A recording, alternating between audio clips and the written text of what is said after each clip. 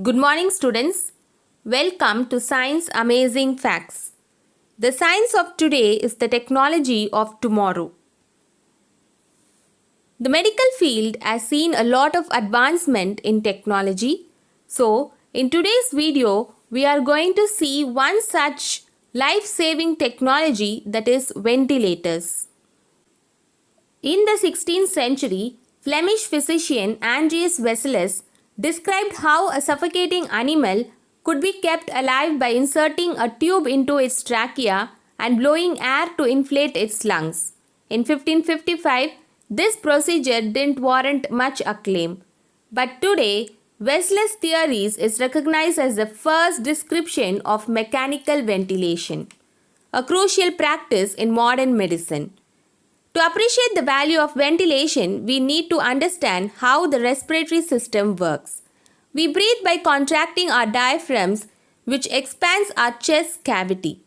So this allows air to be drawn in, inflating the alveoli. Millions of small sacs inside our lungs.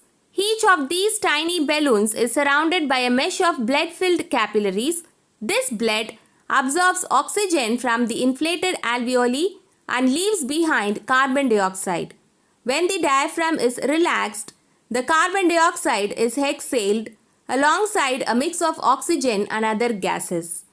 When our respiratory systems are working correctly, the process happens automatically.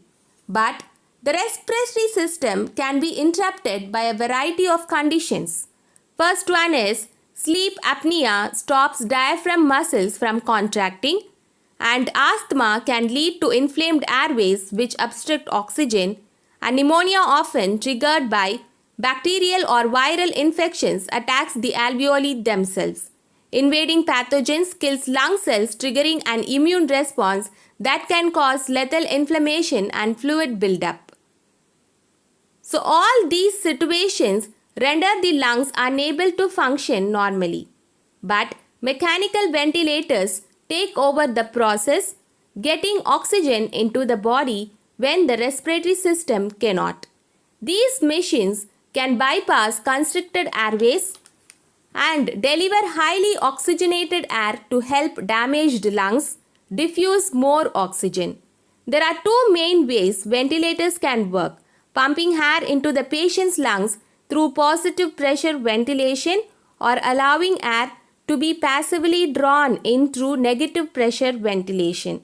In the late 19th century, ventilation techniques largely focus on negative pressure, which closely approximates natural breathing and provides an even distribution of air in the lungs.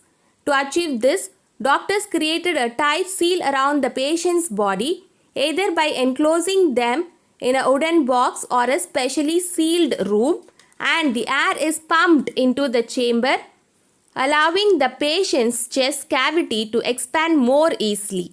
In 1928, doctors developed a portable medical device which pumps powered by an electric motor.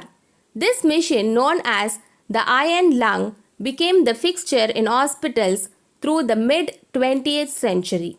However, even the most compact negative pressure designs heavily restricted a patient's movement and obstructed access for caregivers. This led hospitals in the 1960s to shift towards positive pressure ventilation.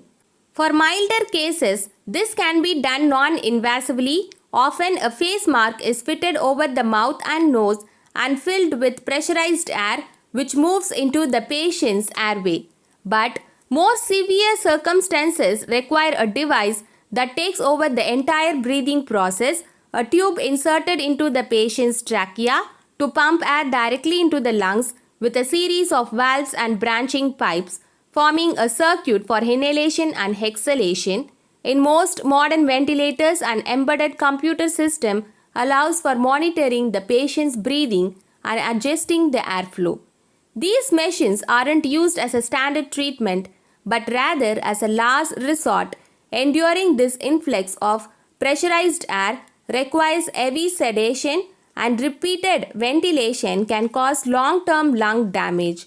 But in extreme situation, ventilators can be a difference between the life and death, and events like COVID-19 pandemic have shown that they are even more essential than we thought, because current models are bulky, expensive, and require extensive training to operate.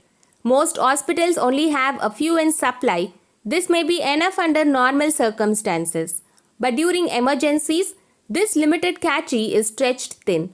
The world urgently needs more low-cost and portable ventilators, as well as a faster means of producing and distributing this life-saving technology.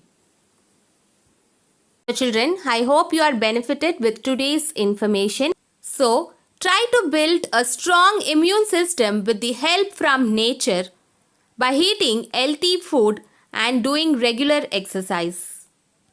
So, take care of your health. Thank you.